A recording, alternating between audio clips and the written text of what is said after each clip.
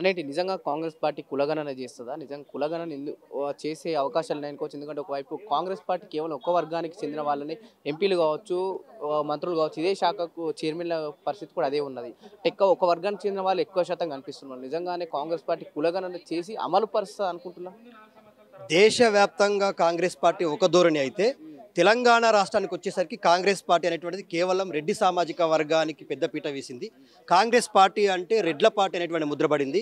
ఆ కాంగ్రెస్ పార్టీలో బీసీలకు కానీ, ఎస్సీలకు కానీ, ఎస్టీలకు కానీ న్యాయం జరుగుతున్నటువంటి నమ్మకం ఈ సమాజంలో తెలంగాణ సమాజానికి లేదు. ఎందుకు చెప్తా ఉన్నామంటే ముఖ్యమంత్రి రెడ్డినే ఉంటాడు. తర్వాత మంత్రులందరూ కూడా ఆ సామాజిక వర్గానికి చెందిన వాళ్ళే ఉంటారు. బీసీల విషయంలో చిత్తశుద్ధి లేదు, ఎస్సీల విషయంలో చిత్తశుద్ధి లేదు. కాబట్టి రేవంత్ రెడ్డి ప్రభుత్వం వచ్చిన తర్వాత తెలంగాణ రాష్ట్రంలో ఒక రెడ్ల కోటరీ ఏర్పాటు జరుగుతూ ఉంది. ఆ రెడ్ల కోటరీలో బీసీలకు, ఎస్సీలకు, ఎస్టీలకు తీవ్రమైనటువంటి అన్యాయం జరుగుతూ ఉంది. కార్పొరేషన్ చైర్మన్లు 37 ప్రకటిస్తే 20 చైర్మన్ పదవులు ఓన్లీ రెడ్డి సామాజిక వర్గానికి ప్రకటించడం అనేటువంటిది చాలా స్పష్టంగా అర్థమైంది. తెలంగాణ రాష్ట్రంలో ఉన్నటువంటి గ్రంథాలయ చైర్మన్లు ప్రకటించారు. దాంట్లో మేజర్ షేర్ రెడ్డి సామాజిక వర్గానికి ప్రకటించారు. కాబట్టి తెలంగాణ రాష్ట్రంలో బీసీల కోసం ఏదైతే రేవంత్ రెడ్డి గారు కామారెడ్డి సాక్షిగా ఒక డిక్లరేషన్ ప్రకటించారు. ఆ డిక్లరేషన్లో చాలా స్పష్టంగా చెప్పారు. ఏమన్నారు? మీ కాంగ్రెస్ పార్టీ అధికారంలోకి వచ్చిన 100 రోజుల్లోనే మేము మీకు రిజర్వేషన్లు అమలు పరుస్తాం. ఆ 42% రిజర్వేషన్లు ఇస్తే ఎంపీటీసీలుగా, జెడ్పీటీసీలుగా, సర్పంచులుగా 23,000 పైచులకు బీసీలు రాజకీయ అవకాశాన్ని పొందుతారని చెప్పారు. వచ్చినటువంటి 100 రోజులు దాటిపోయింది. 360 రోజులు కూడా ఇవాళ రాబోతా ఉంది. కాబట్టి సంవత్సర కాలం నిరీక్షించి చివరగా ఇవాళ బీసీ సంఘాలు, ప్రతిపక్ష పార్టీలు అయినటువంటి పీఆర్ఎస్ పార్టీ, బీజేపీ పార్టీ లాంటి పార్టీలు కొట్లాడితే బీసీ సంఘాల కురుద్దుడైనటువంటి ఆర్ కృష్ణయ్య లాంటి వ్యక్తి హైకోర్టుకి వెళ్ళి కేసులు వేస్తే ఇవాళ డెడికేషన్ కమిషన్ వచ్చింది. డెడికేషన్ కమిషన్ కూడా పూర్తి స్థాయి వసతులు కల్పించకుండా, మ్యాన్ పవర్ ఇవ్వకుండా, మెన్ పవర్ ఇవ్వకుండా, మెటీరియల్ ఇవ్వకుండా ఇవాళ ఆయనని ఒక మూలకు కూర్చోబెట్టి నువ్వు కమిషన్ నివేదిక రాయాలి అని చెప్తా ఉన్నారు. ఇప్పటి వరకు తెలంగాణ రాష్ట్రంలో హైదరాబాద్లో ఒక 30% బీసీ సంఘాల, బీసీ కులాల కానీ జనాభా యొక్క లెక్కలు కానీ సేకరించలేదని చెప్పేసి నివేదికలు చెప్తా ఉన్నాయి. కాబట్టి ఇంకా 70% ఎప్పుడు నువ్వు సర్వే పూర్తి చేస్తావు, ఎన్యూమరేటర్స్తో ఎప్పుడు ఆ సమాచారం తీసుకుంటావు? సో ఇక్కడ ఏమర్థమవుతా ఉందంటే రేవంత్ రెడ్డి ప్రభుత్వానికి బీసీల మీద చిత్తశుద్ధి లేదు అనేటువంటి స్పష్టమవుతా ఉంది. సో ప్రతి సంవత్సరం 20 కోట్లు బీసీలకు కేటాయిస్తున్నాడు. కేవలం 8 కోట్లు కేటాయించి అక్కడ దగా చేసిండు. తర్వాత ఒక ప్రభుత్వ అధికారంలోకి రావడమే ఒక ఎంబీసీ మంత్రిత్వ శాఖను ఏర్పాటు చేస్తున్నాడు.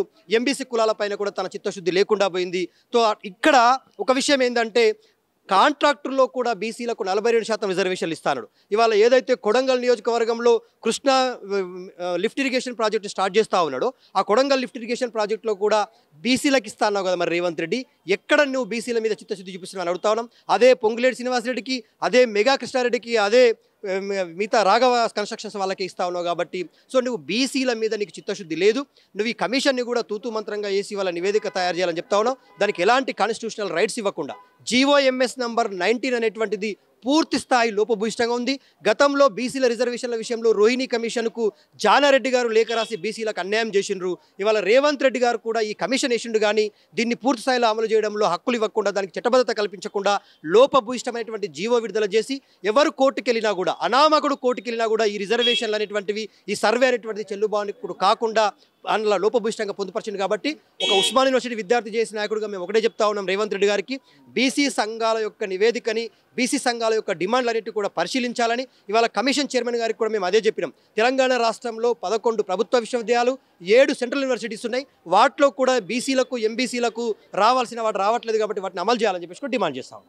బీసీ ఏదైతే జనగణన చేస్తున్నారో దాంట్లో కులగణనని కూడా చేయవలసిందిగా ఈరోజు కవితక్క గారు జాగృతి నుంచి అందరితో మన జాగృతి లీడర్స్, బీఆర్ఎస్ లీడర్స్ అందరితో పాటు కలిసి వచ్చి ఈరోజు బీసీ డెడికేషన్ కమిషన్ చైర్మన్కి మెమరాండం ఇవ్వడం జరిగింది. కవితక్క గారు మొదటి నుంచే బీసీ రిజర్వేషన్ కావాలని ఫైట్ చేయడం జరుగుతుంది. బీసీలకి అండగా ఉంటూ ప్రతిసారి కూడా అన్నిట్లోనూ ముందుంటూ ప్రతిదీ బీసీల కోసం పాటుపడుతున్నారు. ఏదైతే కామారెడ్డి డిక్లరేషన్లో 42% రిజర్వేషన్ ఇస్తాము బీసీలకు అని మరి కాంగ్రెస్ పార్టీ అప్పుడు ఏదైతే మాట ఇచ్చిందో దాని ప్రకారంగా 42% రిజర్వేషన్ చేయాలి అని చెప్పి ఫైట్ చేయడం జరుగుతుంది. ఎంతో ఫైట్ తర్వాత ఇప్పుడు జనగణన స్టార్ట్ చేశారు. అది ఫస్ట్ బీసీ కమిషన్కి ఇవ్వడం జరిగింది. బీసీ కమిషన్కి ఇస్తే న్యాయం జరగదు, దానికి ప్రత్యేక డెడికేషన్ కమిషన్ ఏర్పాటు చేయాలని ప్రతి ఒక్కరు కూడా ఫైట్ చేయడం జరిగింది. దానికి తగ్గట్టుగా ఇప్పుడు డెడికేషన్ కమిషన్ వేశారు.